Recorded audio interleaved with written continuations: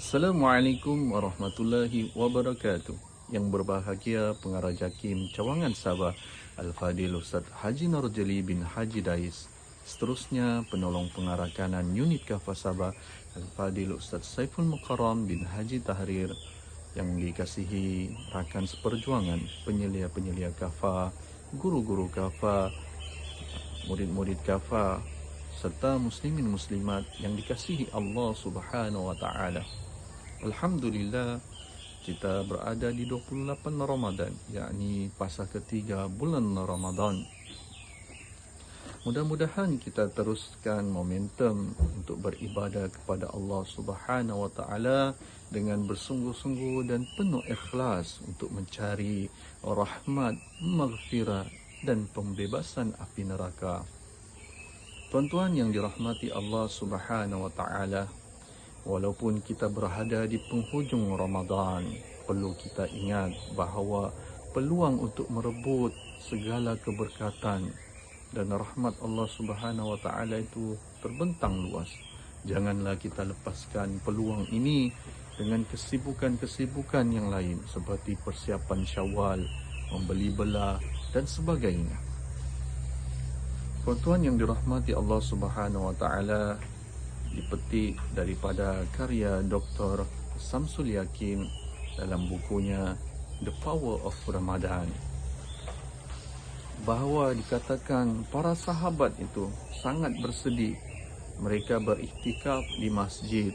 Ada yang menangis terisak-isak kerana akan meninggalkan Ramadan itu. Ramadan akan pergi.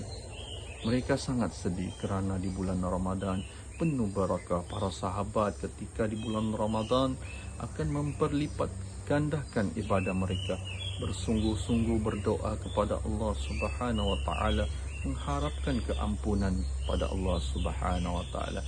Begitulah jua kita perlu mencontohi para sahabat, bagaimana mereka berada di bulan Ramadan itu bukan sahaja di awal Ramadan bersemangat, tetapi di akhir Ramadan pun perlu bersemangat untuk mendapatkan rahmat Allah Subhanahu wa taala.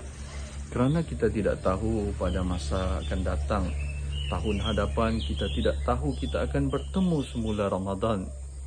Ya, mudah-mudahan kita masih diberi kesempatan untuk bertemu Ramadan pada tahun hadapan. Amin ya rabbal alamin. Tuan-tuan yang dirahmati Allah Subhanahu wa taala, walaupun Ramadan akan pergi meninggalkan kita, tetapi janganlah kita meninggalkan ibadah-ibadah yang pernah kita lakukan di bulan Ramadan. Dr. Syekh Yusuf Al-Qaradawi dalam ucapannya di Masjidil Haram ketika Aidil Fitri mengatakan bahawa janganlah kamu beriman kepada bulan Ramadan, tetapi berimanlah kamu kepada Allah Subhanahu wa taala. Yakni bermaksud kita perlu beriman kepada Allah. Bukan sahaja kita melakukan banyak perkara ataupun ibadah-ibadah lain seperti kita melakukan bacaan Al-Quran, solat tarawih, sedekah, berzikir dan sebagainya. Bukan kita lakukan pada bulan Ramadan sahaja, tetapi kita lakukan di bulan lain seperti bulan Safar, bulan Syawal dan sebagainya. Ya. Ibadah-ibadah yang pernah kita lakukan di bulan Ramadan, janganlah kita tinggal begitu sahaja. Contohnya seperti ibadah puasa. Kita boleh melakukan puasa sunat Syawal ataupun kita lakukan puasa sunat Isnin dan Khamis. Kerana puasa itu memberi manfaat bukan sahaja dari segi rohani tetapi dari segi jasmani. Ya. Begitu juga di bulan Ramadan kita banyak membaca Al-Quran, bertadarus Al-Quran. Di bulan lain pun jangan kita tinggalkan bacaan Al-Quran. Kita banyak bersedekah di bulan Ramadan, memberi orang berbuka puasa, memberi makan kepada fakir miskin.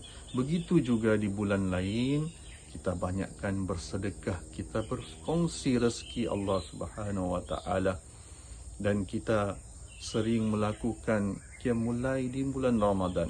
Kita boleh lakukan juga di bulan-bulan lain.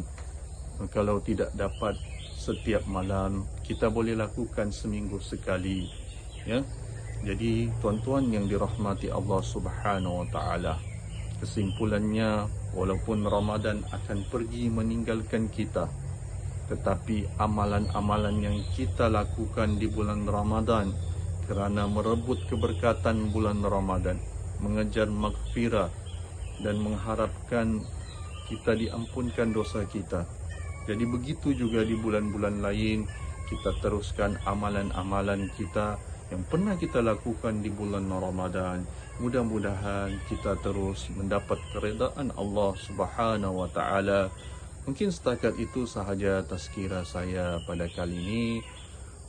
Kita juga berharap akan bertemu lagi Ramadan pada tahun hadapan untuk kita mempertingkatkan amalan yang kita lakukan di tahun ini, insya-Allah. Jadi akhir sekali, sama-samalah juga kita mendoakan saudara-saudara kita di Palestin yang diserang baru-baru ini, 178 orang yang cedera ketika mereka melaksanakan solat tarawih. Mereka diserang oleh Zionis, tentera Zionis. Ya, sama-sama kita berdoa, mana yang boleh bersedekah, ulurkanlah bantuan, mana yang tidak mampu, jadi kita banyakkanlah berdoa, mudah-mudahan mereka dapat menyambut Syawal secara aman. Setakat itu sahaja tazkirah saya, mohon maaf segala kekurangan. Wabillahi taufiq wal hidayah. Assalamualaikum warahmatullahi wabarakatuh.